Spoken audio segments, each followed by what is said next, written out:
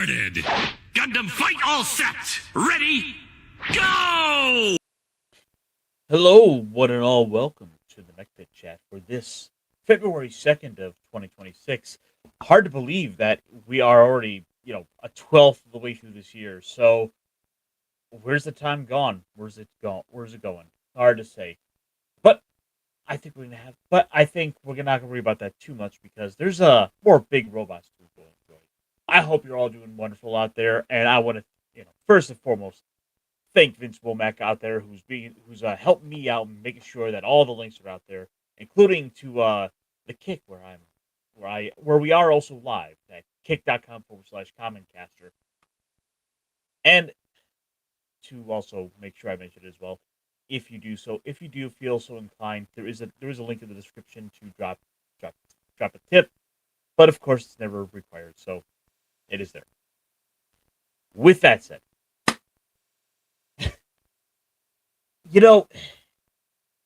I found myself kind of enjoying a little bit of Beast Wars, going back, reminiscing about it. In a lot of ways, I feel like I almost took the series for granted. I absolutely adored it as a kid. I couldn't get enough of it because it was the introduction to the wider Transformers for me.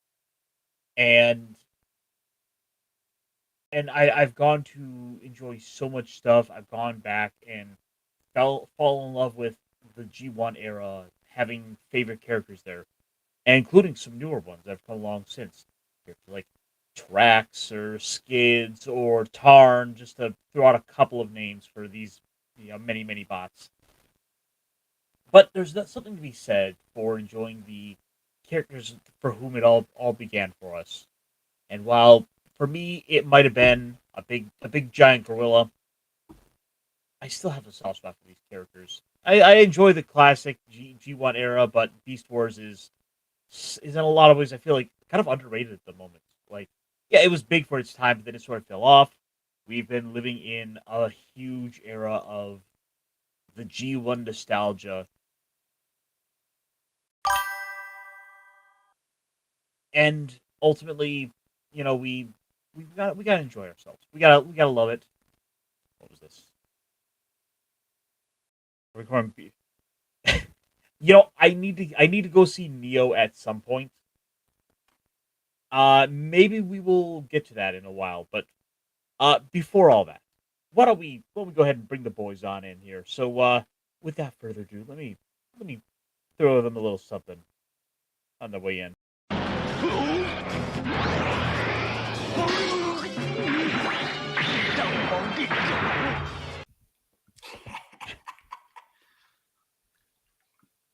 Speaking of, Japanese Transformers, don't sleep on Headmasters, by the way. Like, I've talked quite a bit about it in the past. I've gone through these regional series. I think of the three Japanese series, Headmasters might be my favorite, even though it literally ends with like saving the day with the power of friendship. But it does have some great stuff in there. And plus, we've gotten quite a few of the characters from it that have since made the jump over. We got their toys, etc. Wow. But it's a whole world of that stuff that shows that there's a bigger, wider world to all of this mythos. But all that said, Punkwaddle, how you doing, buddy? I'm doing pretty good. It's I see you got a new avatar. Yeah, I was trying to work on it, get it up right as the stream started, so I was a little distracted. But yeah. I should have said Punkwaddle maximize and then changed it. It would have been cooler. Oh well, missed opportunity. I'm sure we could probably work something out with like AI and give you a cool little custom video of like you taking on you transforming from like a penguin into a mecha penguin. Yeah. But no, it's been cold here in Texas and it's warmed up a little bit, so I'm happy about that. Well, enjoy that warmth. I know I could sure use a little bit of that myself, so feel free to send a little bit of my way if you don't mind. Yeah, Well, same here. I'll do my best to blow as much hot air tonight to help out as I can. But that's what more can we want? We need more of that hot air being blown around, especially this time of year where everything is freezing.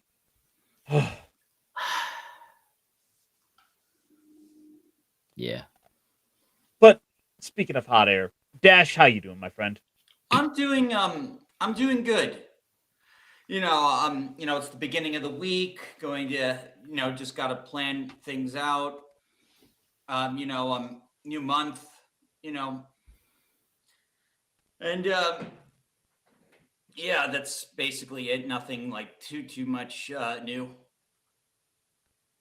Well, I mean, nothing new aside from getting a chance to go back and watch some Oh classic Beast yeah. Wars. Besides that, watching Beast Wars, like this was also my first introduction to Transformers, and though I Mhm. probably missed a lot of episodes, probably didn't retain the plot too much.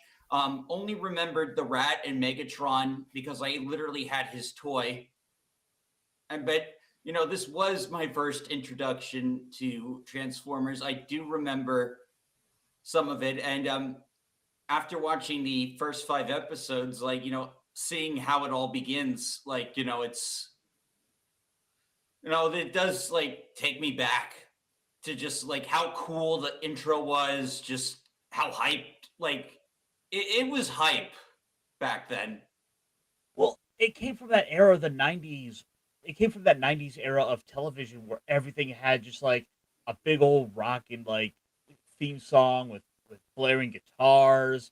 We're past the '80s era of the synthesizers to Mhm. make everything seem futuristic. Which, don't get me wrong, is fun and all, but when you start looking at some of this other stuff, like you look at this era of cartoons, like the '90s. Of course, we had we had X-Men with that amazing guitar riff Oh that yeah, absolutely. Yeah. lingers. Yeah. Uh, and then also I think one of the other great ones as well was like SWAT Cats Oh yeah. Yeah. This is all about early '90s. Was all about metal. in all the best ways. Hmm. And which I guess if we're talking metal, we should of course get back to this a bit. You know, rewatching through this, well, the idea of starting to watch through Beast Wars, one of the first thoughts that was in my head was, okay, like I know the animation is not going to hold up well. It's gonna age well. It's not gonna age well. I'm like, am I still going to enjoy this? I still appreciate the animation because I did go to like school and I got to this level of animation, just low poly. So Mhm. like I can see the appeal because it makes me like I could have worked on this show. Well, the thing is, rewatching through it as we're starting to get into the episodes, yeah, the art style has kind of started to grow on me. I'm looking past it. I'm like, oh yeah, getting sucked in, remembering the characters. I'm like, yeah, Rat Trap. He's a dirty rat. He's out for himself, Yeah, it was but one he's of the best ultimately part of the team. characters, one of the most memorable characters.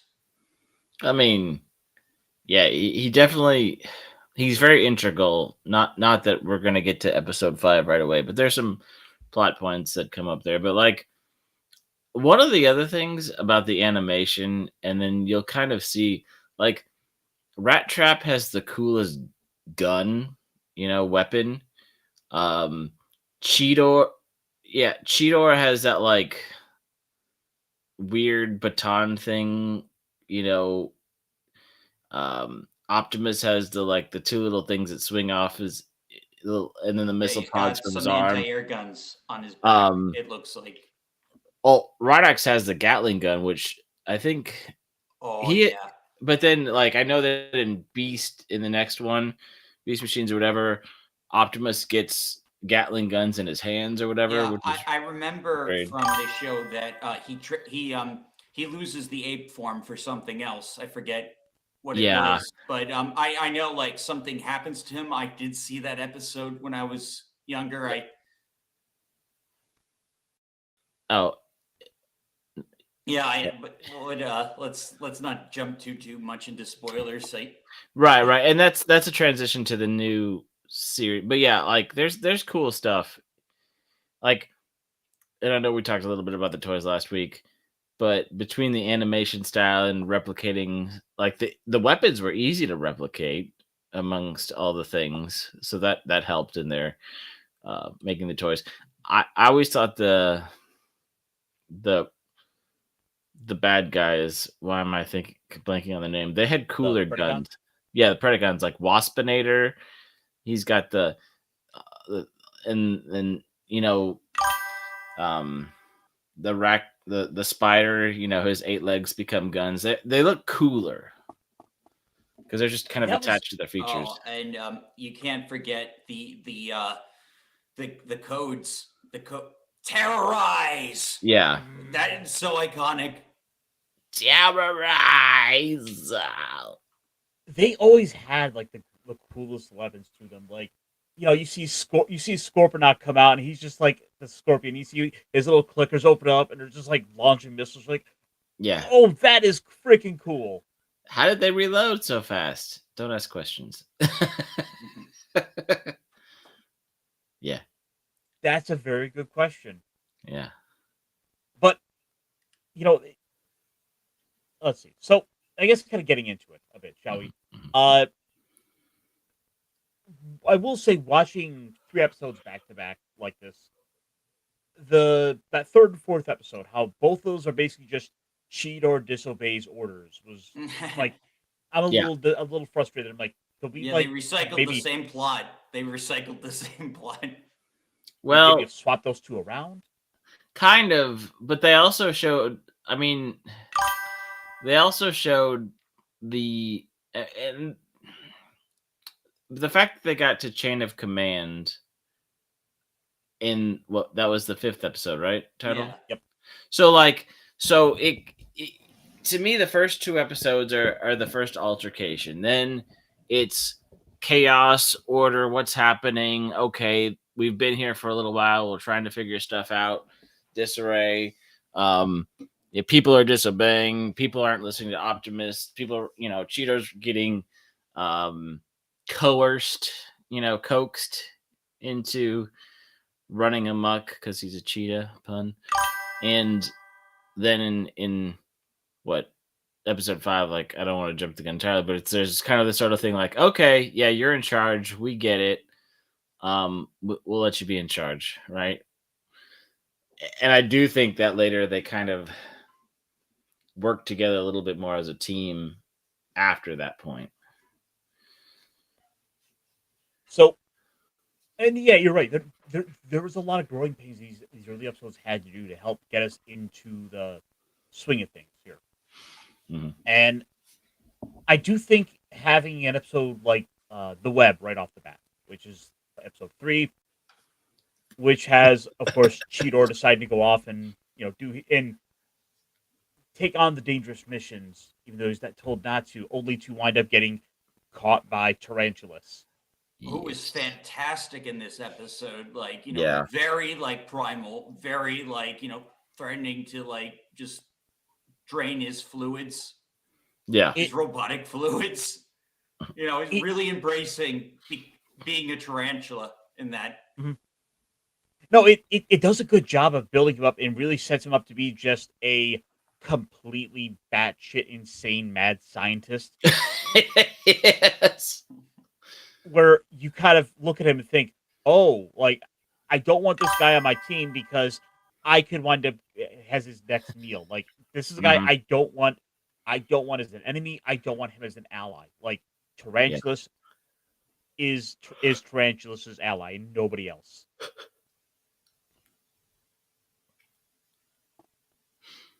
But of course, we wind up with Cheetor getting caught, and then we got Rat Trap's got to come in and help save the day. So we get a nice little double. We get the double dose there where we get to see Rat Trap, who I think for a lot of us was kind of our favorite characters. I know, especially myself growing up, and Dash as well.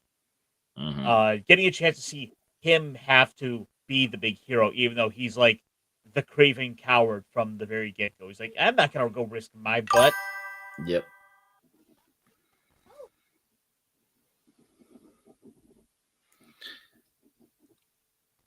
Nephew. Let's see. Yeah. We speak about spoilers, but Tarantulas. I, I I mean, the show is like 30 years old. yeah. I mean, are we going to go over the whole series?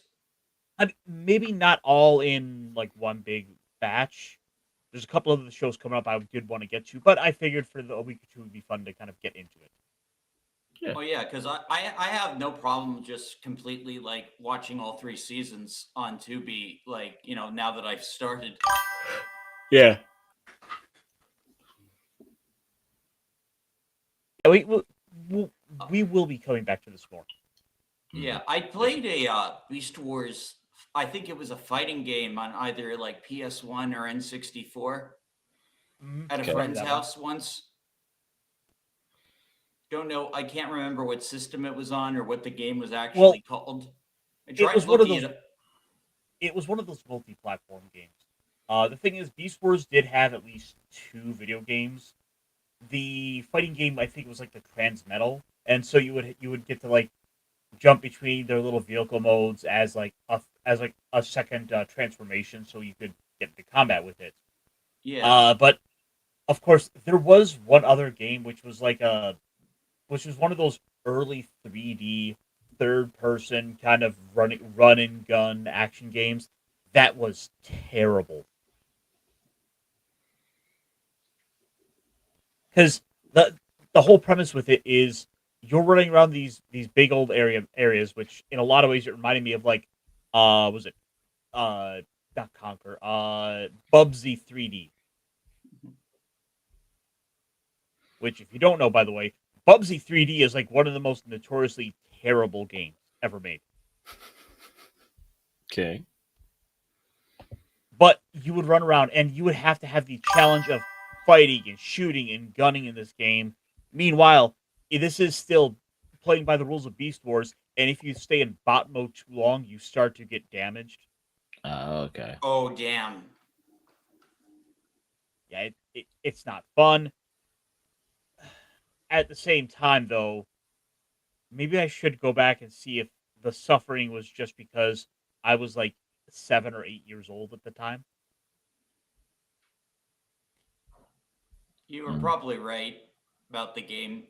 I appreciate them for trying to at least like adhere to canon, but like that is very, very frustrating for a game. Like if you have to like not be able to shoot. I mean, the you could shoot in a bot mode, but again, the problem is if you're too close to Energon, and there would be like giant chunks of Energon around that you would just like straight up like get rads like it was Fallout if Interesting. you're in your bot mode. And the problem Weird. is that's the mode you have to be in to be able to fight. Mhm. Meanwhile, there's drones and stuff moving around, so you're damned if you do, you're damned if you don't. Mhm.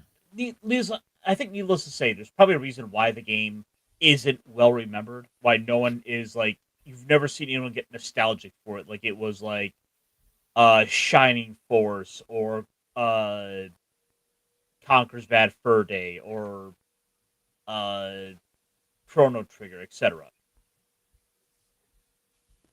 It was from that era in which the movie or the TV show tie-in game are just kind of a interesting thing. But that said, no, but I thought it was a pretty good episode to kind of build up the Cheetor being trapped in the web, getting with tarantulas like with those little teeth like getting right by him. It's like you could feel the tension building up. It does a good job of kind of getting you into it, which is I think really commendable to be said for just like you know for the animation. Like it's something that gets ragged on all the time that the animation hasn't aged well, but I feel I almost feel like I got to eat a little crow and say I was still thoroughly enjoying it. Mhm. Yeah. I mean, I think like shows like Reboot show that even though like 3D graphics were like really like in their infancy, like still like and were just like becoming readily used in TV, like certain shows that like even those like low poly, low budget, low render stuff. Like they were still able to like cook with like the writing and the characters. Mm-hmm. And Well, I was gonna well, say, go ahead. well, just to add on to that is that the animation of the faces, right? We talked about Rhinox last week. There's a moment or two at the end of one of these episodes where Cheeto's like, "I won't do it again until next time," and then Optimus, kind of get everybody laughs and Optimus grins. Or there's a moment where Optimus kind of like, "Are you sure about that?" Like, even though these are simple graphics, they just do enough with the squinting, the grin, the mouth. Like the fact that they don't have face plates and they have actual mouths makes up all the difference to making these Well, characters shine. if you know anything about like 3D animation, you set expressions up in advance and you can like shift them Mhm. whenever like you want. Oh yeah, yeah. Yeah, I've so seen that. yep. I did that like, was a long time ago, but like yeah, like you can like set expressions, you can even blend the expressions. Mhm. But I'm saying, like, even with the crapping on the animation, it conveys exactly what it needs to in the right moment. Yeah.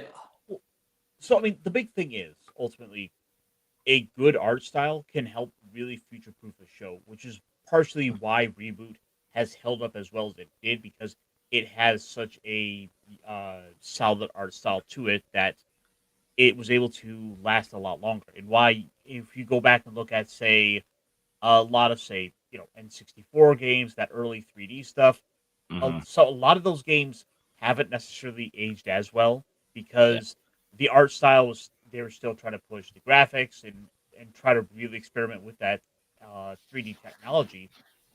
And there are some games there, I will admit, that do hold up well, but like, Hmm. then you have stuff that just doesn't look like it has aged well. Like, for as revolutionary as, for example, like Mario 64 is, Hmm. looks wise, it you could really see where it's Yeah. losing itself to But time finally. Ocarina of Time and Majora's Mask, I think both hold up phenomenally well as far as like art direction. And I will say this: when you play an N64 game on a 720 or 1080p television, like a big screen, you want a smaller screen. If it's on like anything bigger than a 32-inch, it looks kind of, you start seeing a lot of the blemishes. well, that's why I'm really looking forward to the the N64 clone from Mod Retro, who Huh. I've been getting into. Like they make so like they're rebranding, re-releasing codes for some old systems that the patents ran out. Hmm. So I check them out. They're really cool. Cool. I love that shot from last week. Hmm. Mm. Yeah, I'm not gonna risk my hide. You want to bet? Okay.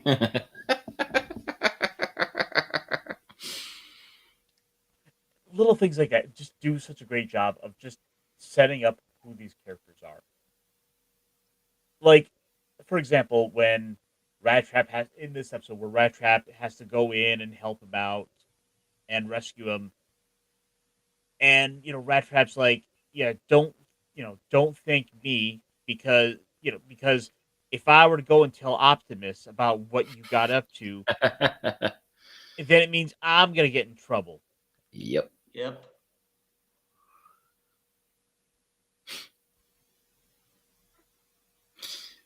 See, I think that's the difference between episode 3 and 4. Episode 3, Optimus knows something is up.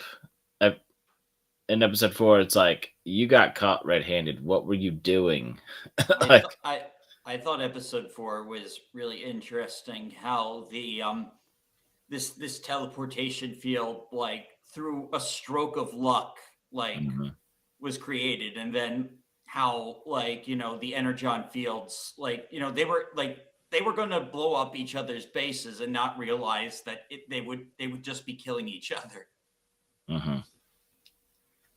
And I guess there's something to be said for the whole idea about the mutually assured destruction idea, but when you kind of look at the players here, you stop to think Megatron would have still tried to push to do it anyway and find some way to prevent his self from being destroyed in the process. Mm-hmm. Absolutely. But I mean, episode 4, which was Equal Measures. Mm-hmm. It was again the biggest criticism I gotta say is it was yet again Cheetor is running around. Cheetor is basically disobeying Optimus. Like, we got this in the last episode, but putting these two back to back like that with the release, it feels like we really could have probably stood to have pushed this to like episode 5 to at least change it up a little bit. Because I mean, at this point, they're fundamentally just the battle of the week. We haven't had any big significant progress in terms of plot. Yeah.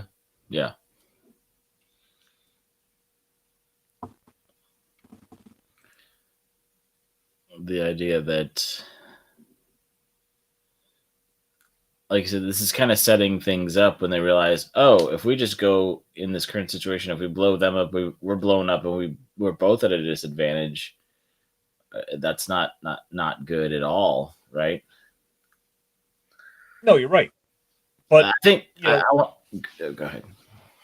But it just goes to show, like, at the first chance of any sort of advantage, without bothering to really look into it, both sides were willing and ready to push the button. Even the Maximals were willing to go there for as kind of pacifistic as they can be. Optimus is still willing to go there if he has to. Mm-hmm. Which, I guess, if we're talk about that, comparing this Optimus Primal to G1 Optimus, Mm-hmm. they're similar, but they're different. Yeah. You got to look, when you look back at G1 Optimus, would he have done that? Would he have dared go there?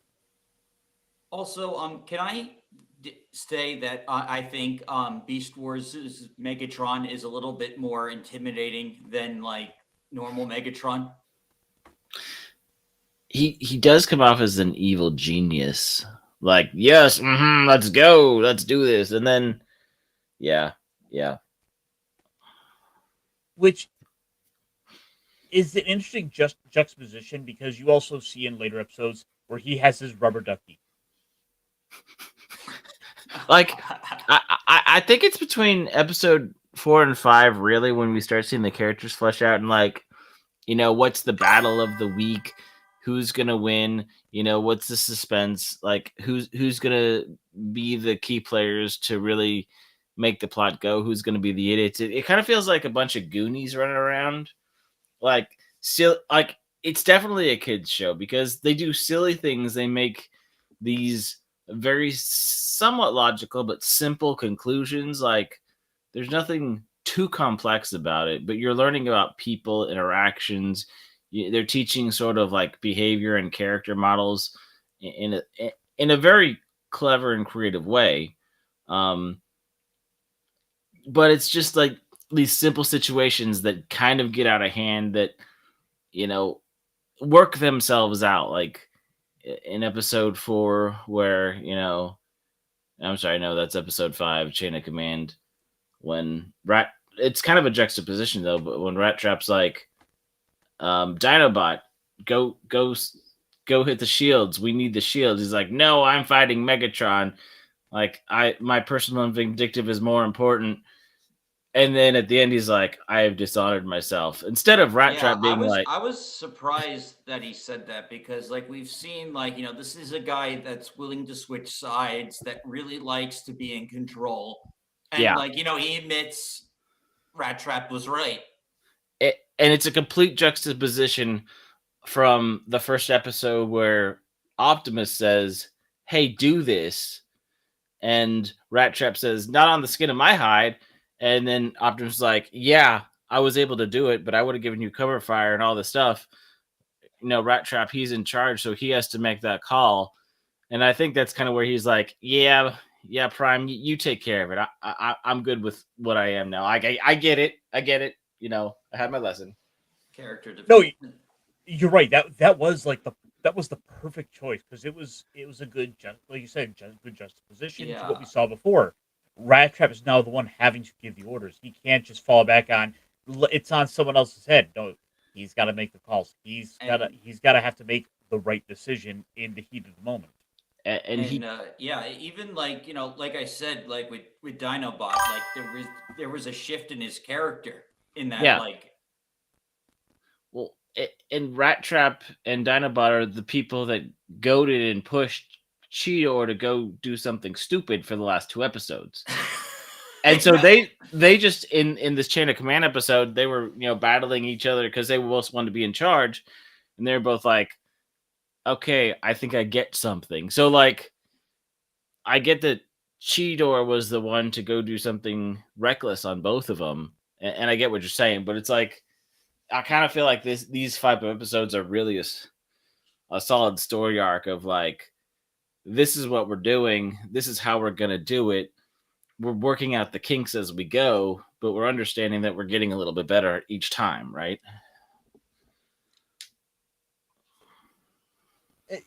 Yeah, you're absolutely right.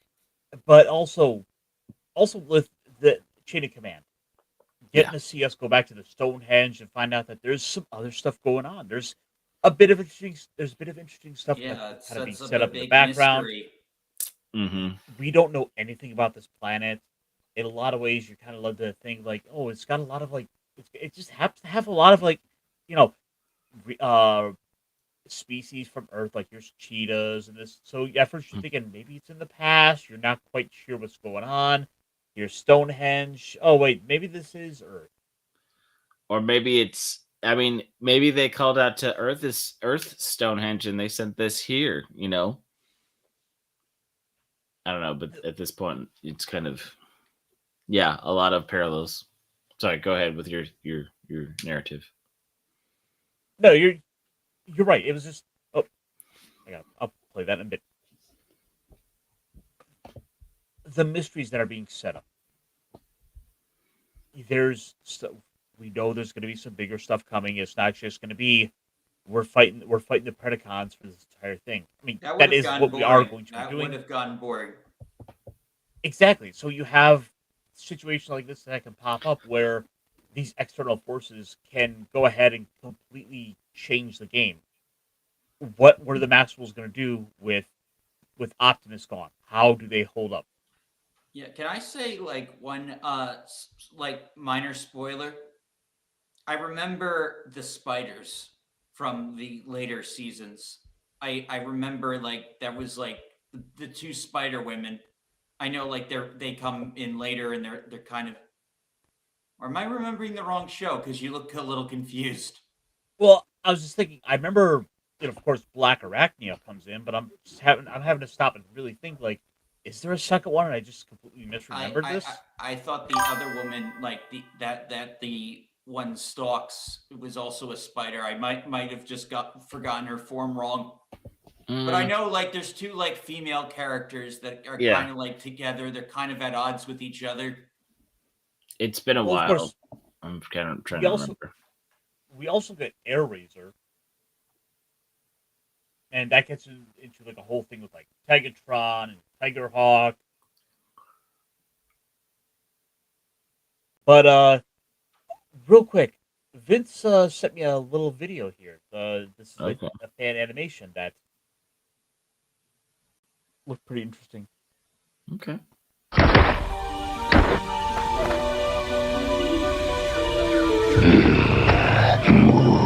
Interesting development.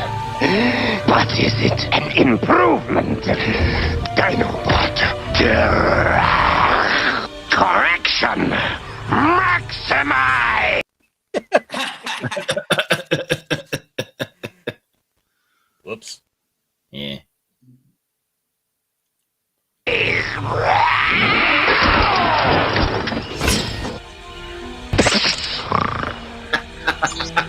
Well,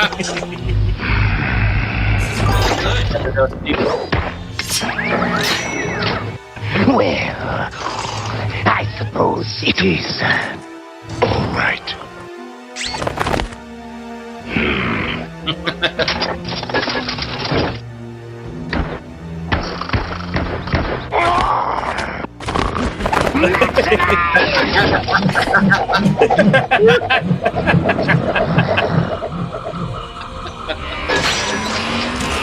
Oh, and of course we gotta get.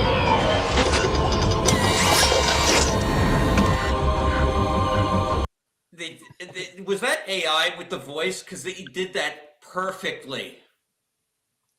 No, this is from 7 years ago. This either mostly vocals from the show, I'll bet.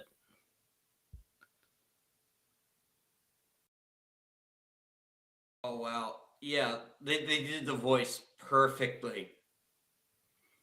Hell, I wouldn't be surprised if that was the actual voice actor doing the voice. Yeah.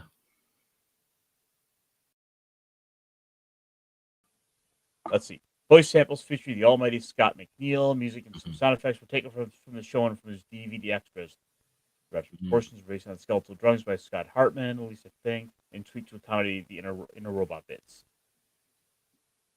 Yeah, I'm super impressed with that. Yeah, it's because this is pre-AI. Yeah, this was them copying and rendering and copying the existing stuff.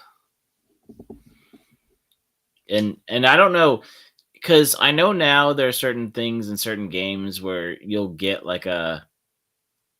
you can find the files or get something close to it to render and work with in your little digital studio.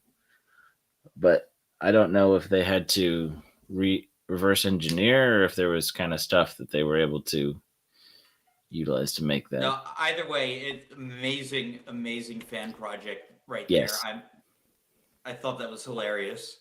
And not only that, like the use of look like the way they brought in the tail to act like the propeller wings. Like there's a lot of interesting creative thought that went into that. Mhm. I I would have see loved them to see doing that. that in like actual shows because, like I had the Dragonflies action figures when I was a kid, and like they help how they propelled up. Mhm.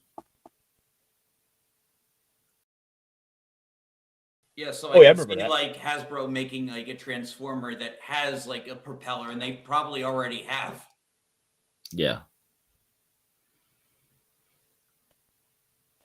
It just kind of goes to show you just how passionate people were for this show, how impressive a lot of stuff you get into because Yeah, there's for a spin-off so too. much potential that can come along with this. Yeah, I'm just a little taken aback. Had a little Yeah, like distraction there. Beast Wars didn't get as popular as the original Transformers. Like they Right. quickly like shifted back. They rebooted the series on Cartoon Network.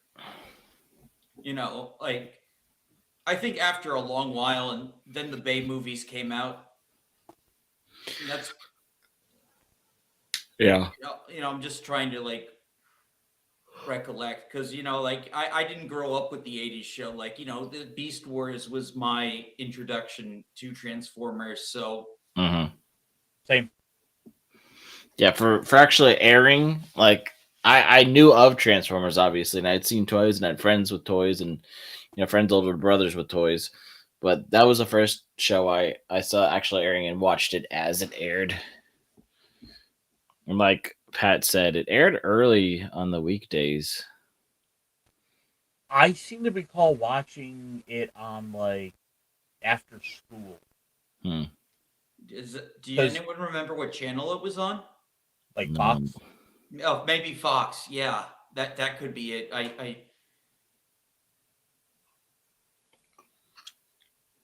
It's been too long. No, but I really think has. it Yeah. probably could have been Fox because, like, I did used to watch some shows on Fox, like Bobby. Yeah. Ooh. I know that I think like they just did like the Blu-ray release of that, and that got some transfers and upscaling as well. Hmm. But I Babylon 5 is a show that has aged remarkably well. Hmm. Yeah, and thanks for the update on that, Ronnie. So, of the 3 episodes here, what would you say was your guys' favorite, Hmm. or what would you say of the 5 we've seen so far? What was your favorite?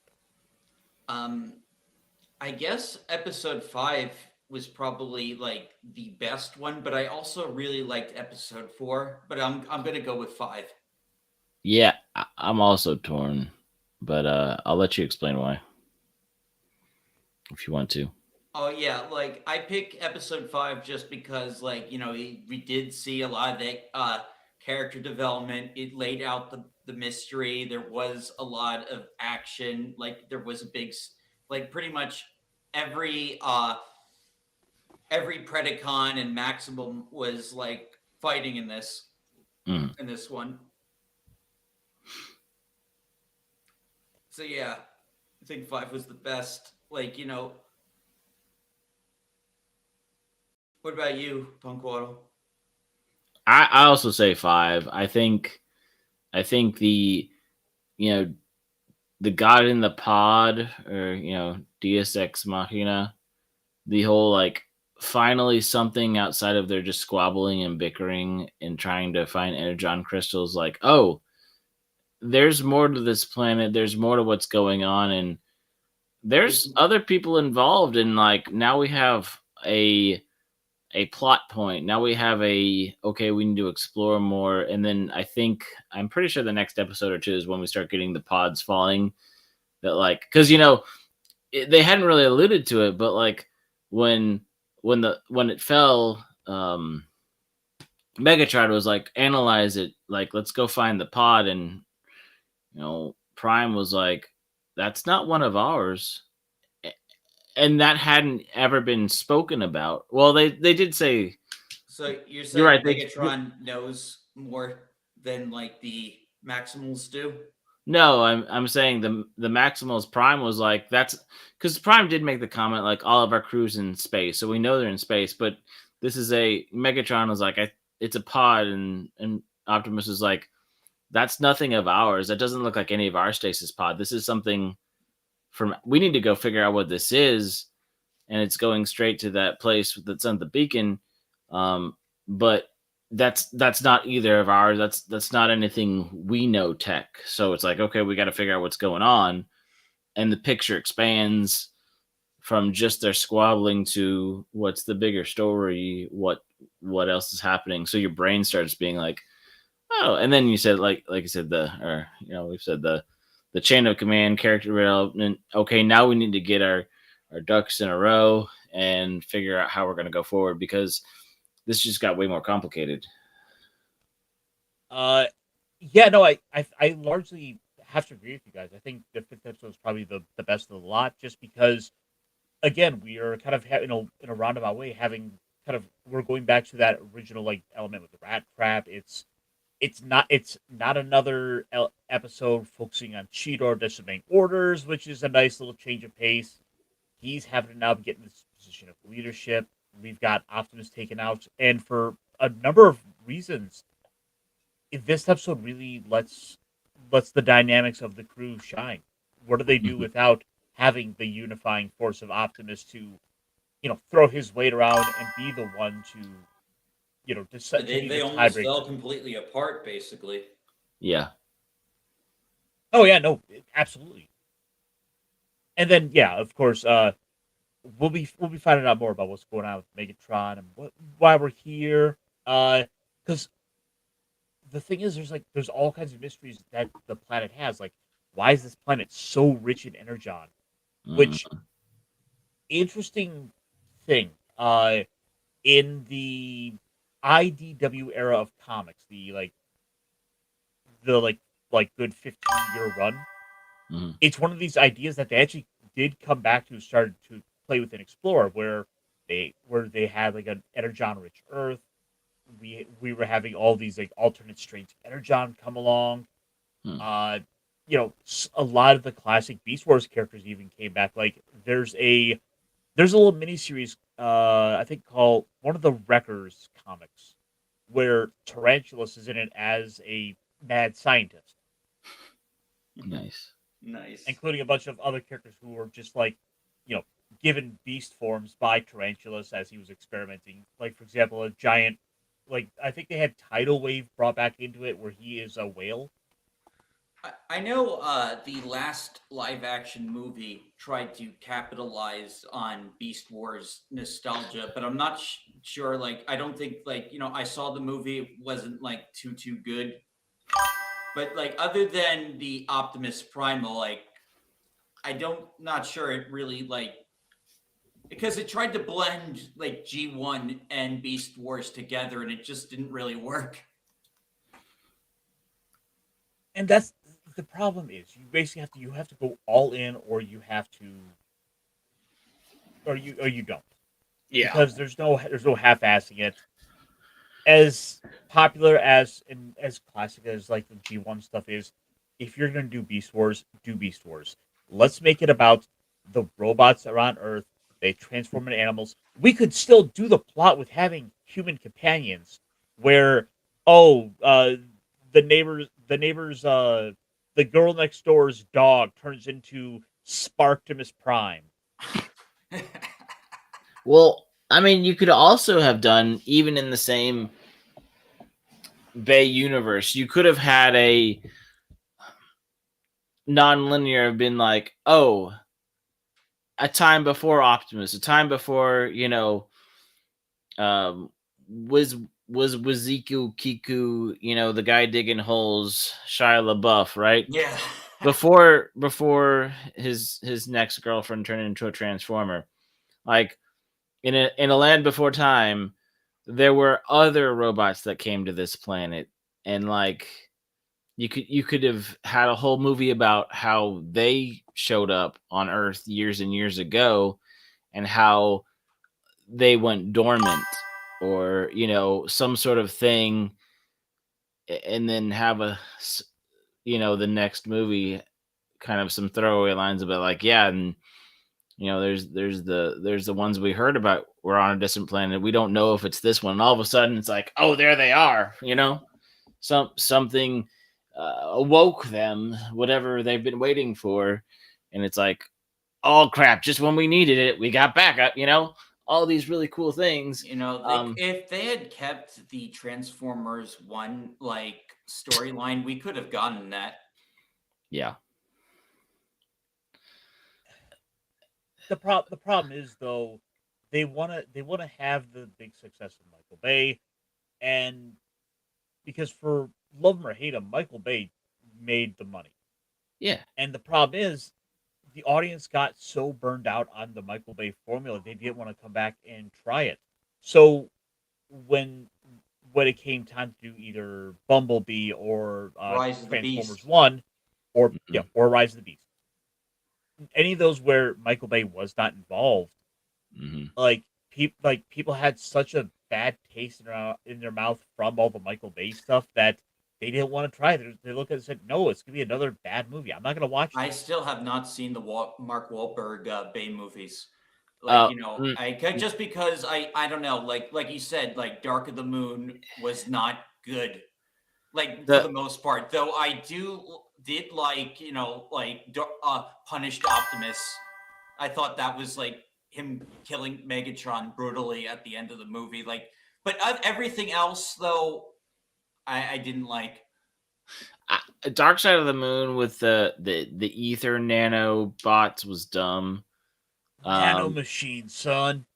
Yeah, and how they did the thing with the different, and how they just like literally spliced in some lore stuff at the end, like cash grab. Hey, look, he's really in the movie. He's not, but he is.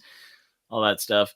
That one was rough, and then the Michael Wahlberg one was just bad. The worst Mark part about Wahlberg, those movies, yeah. like we had to have we had to have a conversation in the movie about the age of consent. What? Yeah, I know. There was a lot of weird sex jokes in the Michael Bay movies. Like, Well, And it was a time that started off when things were acceptable and innocent or not, and then the series was going on, all this hashtag stuff started coming oh out. yeah, of course. And well, no, Yeah, well, the thing is, like, even at the time, it was something people talked about. Like, yeah, this is actually kind of messed up here. Yeah. Like, I think the character was like carrying around a card in his wallet that had like the list of all the age of consent, and it was like, here's T.J. Miller in the movie as like I this guy working for Mark Wahlberg, who's like kind of talking Yeah. about how hot his daughter is, and it's like, dude, that's my daughter. What are you doing? yeah. You see, so I didn't see that, but like I know, like even in like Revenge of the Fallen, like the mother got high and was like acting like super weird, like Well, Hmm. at least with that, like, you could kind of play that up as a joke of like, they're at college and she ate a brownie, not realizing it's laced with drugs. So it's like, okay, I could see where But that can work. again, it's like when you start focusing, and this happens in these kind of movies, right? When you start focusing on the human interactions and the human jokes and like the things that in a frat movie or a certain movie you can spend 15 minutes, 5-10 minutes on this bit, but it's like cool, it's funny, but how does that advance the plot? What does this do to develop characters? Do we need all of that to really get to the end game, right? It, God, those movies got so bad. Like, they had the rare metal transformium. And I don't know, no. oh wow, I don't even remember that. And That's bad. that's Oh, the okay. liquid metal thing, right? Yes, that's where you got the weird nano machine stuff. Oh Yeah. yeah. Oh, Like so yeah, you're the talking about the fourth movie. I know about the scene, because of my past with I know that the gun turns into Rainbow Dash. I know. There you go. so Got your marketing, Hasbro. so Oh, like the bad guys had a gun that would turn organic matter into this transformium, with which they could use to make very awful product placements. Like I think it was Kelsey Grammer was the bad guy in the movie, which by the way is a great a great feather in your cap to have to say you got yeah. Kelsey Grammer. I love him in movies. But the thing For, is that they're like, oh, here's this bit of transformium, and then it transforms into like the latest like Beats by Dre, yeah. It turned into Bluetooth Rainbow speaker. Dash. I've seen the clip. Oh, that too, yeah. So here they are running around like uh Marky Mark and the son and his daughter and TJ and creepy TJ Miller is along for the this. And you see they're all running, and then the beam hits TJ Miller and he's like turned into like the metal, the transformium, and they get the fuck out of there and they're like, "Oh yeah, sorry your friend died." And we never hear about the motherfucker again. I applaud it. Whoa! No way! Oh, I'm like, bad writing 101. Like you don't like. well, Oh no. wow. I fucking hate TJ Miller. And so I am so happy to see him. Like, he That is was dead. He is not coming back. We're not going to feel sorry about the fact that Oh he's well, dead. well in that case, No, he's gone. I choose to believe that, like, they melted him down and made Galvatron. Like, he is now Galvatron's left ass cheek. well, I think there's a lot of people that were very quietly and not quietly like, yes, that is one positive thing for the franchise, at least in this universe. TJ Miller no longer exists. Yeah. And none of it has anything to do with, like, with whatever happened with him in Hollywood. Just, I've never liked the guy. You know how sometimes you look at an actor and you're like, I don't like this guy, and I for no like discernible like reason you can't explain it. You're like, I fucking hate this guy. I want nothing to do with him. No. Yeah, an actor I didn't like, who got into the Fallout show, like died in like the very next episode, and I was kind of happy about it. Nice. Which season? Oh, it's the newest one, the newest season. I have not. I've only watched like 1 or 2 episodes of the new season. I feel like nobody's talking about it, which makes it almost Not a worth lot watching. really happened. Like they go to Vegas. There's some death clause. Like the father's building mind control devices. Yeah, and, you see that. and then Ron Perlman comes as a mutant at one point. Mm. You know, because he was in Fallout long time ago, and now he's so like there's your cameo. He's going to be season 3's big villain, and I don't know, the finals this Wednesday. Okay. Like, because and this is just a side note, like, there's so much going on in the entertainment critique Disney, like those channels, which and let's talk and dissect and say why a current show is good or bad, and it's just like stuff that was huge first season. Now it's like there's not even a time or channels for people to go off on it, which is fine by me, because there's something to be said about like the thing that's going under the radar, and you have to, I get to watch it and I get to formulate my own opinion instead of hearing. That's good. Yeah, exactly. Because like I know a lot of Fallout nerds that don't like the Fallout show for whatever reason. Oh yeah, whether it's for lore or stuff like that. But you know, my father finds it entertaining, and I find it entertaining. Like, you know, like I think most of the stuff they do get right, and I feel like they did kind of soft retcon that big controversial thing. Yeah. Implying that Vault-Tec was the one that destroyed the world. Yeah, like in I don't know all the lore on that one, but the first season was pretty fun. Yeah. The second season, it's been a little while. Like, it's almost been too long that I almost forgot that the first season existed. And it didn't get a lot of hype. But, again, good actors. I mean... Anyway, yeah. Sorry. Just kind of like... Yeah, we went on a big tangent from Beast Wars. I'm sorry. No, it's fine. We're having some fun with it. It's... I guess it's kind of like just like a little fun little tangent to get on, like, and for me to just go on, remind to get on my little like I hate TJ Miller soapbox. I mean, there's only so much to say, and it's better when he stops talking. Yeah, which why I didn't feel bad about him being gone from all the Deadpool sequels. Yeah. I was like, well, in all honesty, like, I was kind of over Deadpool by the time the movie had come out. Because, like, I've been reading comics. I've been aware of the character. So it's like, the whole shtick of the character, I'm like, yeah, I get it. I know what he's about. I had gone through enough Deadpool by that point with comics and some other media that I was like, I really don't need this movie. Mm-hmm. But, you know, all that said, Beast Wars is great. It's been a lot of fun to go back and revisit it.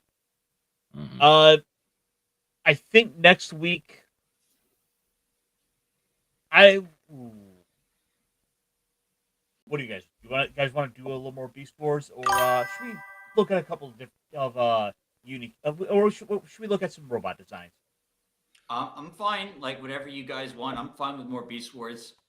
I mean, I'll probably watch 2 or 3 more episodes of Beast Wars, and then we can also look at robot designs. I mean, it's one of those things that we don't have to spend the whole episode talking about. If you want to touch on stuff, or just kind of start watching a few a week, and then when we decide that we want to kind of go over a certain number, we can be semi-prepared. Yeah, why don't we do that? We'll spend the first half of the show or so just kind of, we'll talk about probably 2-3 episodes, have some fun with it. We'll do this probably at least through season 1 for right now. Then maybe we'll do a little hiatus. We'll figure out, see what else is coming up.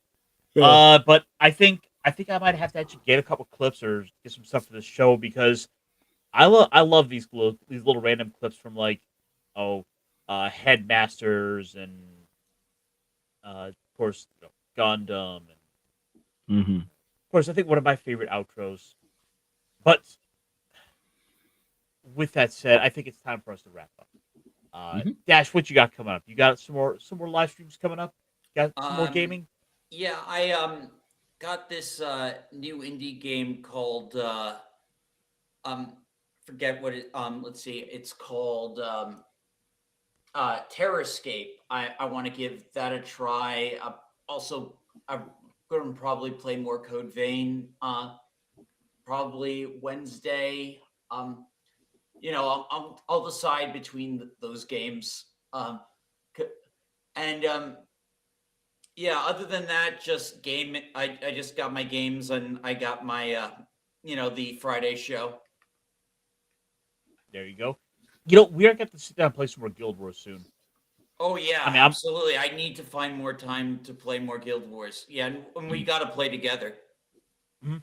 I know tomorrow, for example, they got a new patch coming out with like the fashion templates, so there'll be a lot more people who want to jump in and check that out. I think raids are getting a bunch of updates. There's all kinds of stuff going on with Guild Wars, but that is for another conversation for us to had off air.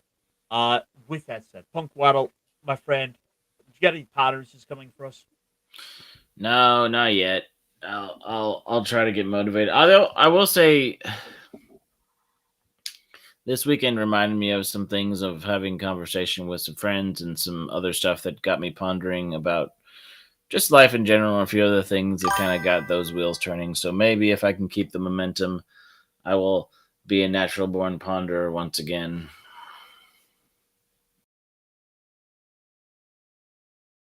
Wow.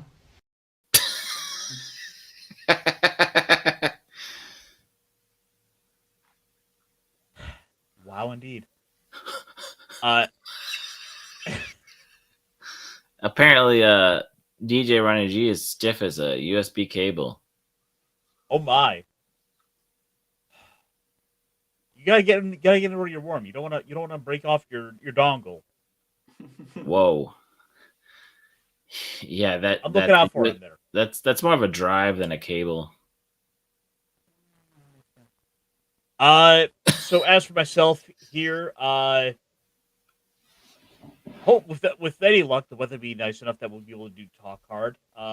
We were going to be talking about the Neverending Story last week, but all the weather stuff, outages, it didn't happen.